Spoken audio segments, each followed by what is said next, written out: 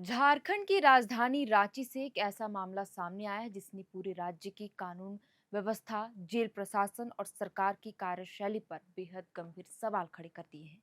आरोप इतने गंभीर लगाए गए हैं कि अगर इनमें सच्चाई है तो यह सिर्फ एक जेल घोटाला नहीं बल्कि पूरे प्रशासनिक तंत्र की नैतिक विफलता का सबसे बड़ा प्रमाण बन सकता है।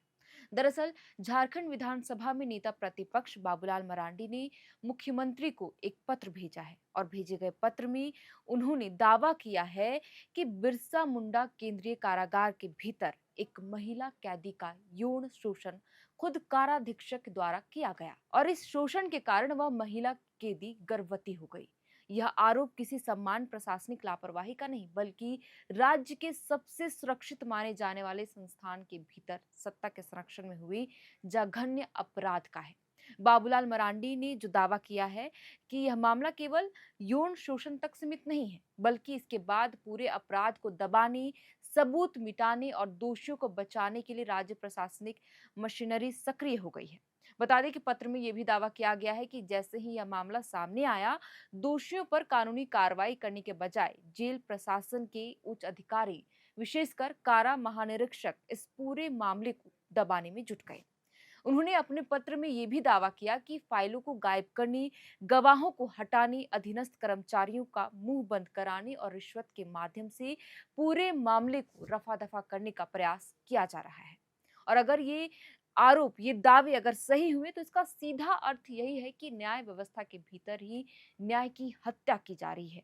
सबसे गंभीर आरोप तो यह भी लगाया है उन्होंने, मतलब दावा किया है अपने पत्र में जो सीएम को उन्होंने भेजा है कि पीड़ित महिला कैदी को बार बार बीमारी और इलाज के नाम पर जेल से बाहर ले जाया जा रहा है ताकि उसके गर्भ से जुड़े जैविक और फोरेंसिक साक्ष्यों को समाप्त किया जा सके।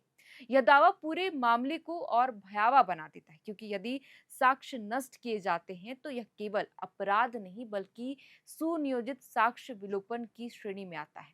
साथ ही इस कथित कांड के चश्मदीद गवाहों को भी अचानक स्थानांतरित किए जाने की बात सामने आई है कि उन्हें दूसरी जेलों में शिफ्ट किया जा रहा है जिससे संदेह और भी गहरा होता जा रहा है। आपको बता दें कि बाबूलाल मरांडी ने इस पूरे घटनाक्रम को झारखंड सरकार की प्रशासनिक विफलता और संस्थागत भ्रष्टाचार का प्रत्यक्ष उदाहरण बताया है।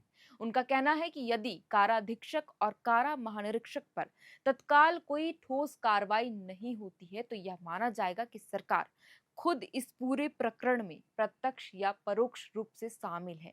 विपक्ष ने इसे केवल जेल प्रशासन का मामला नहीं बल्कि राज्य सरकार की जवाबदेही का मुद्दा बना दिया है। अब बहरहाल अब यह मामला इसलिए भी बेहद ही संवेदनशील होता जा रहा है बाबूलाल मरांडी के दावों के बाद क्योंकि जेल जैसी संस्था जहां कानून के दायरे में बंद लोगों की सुरक्षा की जिम्मेदारी सरकार पर होती है और अगर वही महिला सुरक्षित नहीं है तो यह पूरे सिस्टम पर गहरा सवाल खड़ा करता है।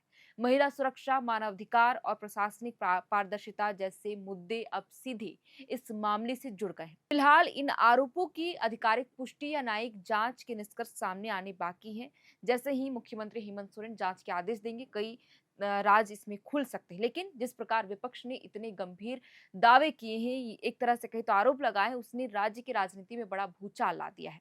और आने वाले दिनों में सरकार की प्रतिक्रिया, जांच एजेंसियों की भूमिका और प्रशासनिक कार्रवाई इस मामले की दिशा तय करेगी। अब सबसे बड़ा सवाल यही रह गया है कि क्या इस मामले में निष्पक्ष जांच होगी? क्या दोषियों पर कार्रवाई की जाएगी या फिर यह मामला भी राजनीतिक आरोप, प्रत्यारोप और प्रशासनिक दबाव के बीच दबकर फाइलों में दफन हो जाएगा? क्योंकि यदि जेल के भीतर ही कानून टूट रहा है तो फिर आम जनता न्याय की उम्मीद आखिर किससे करेगी?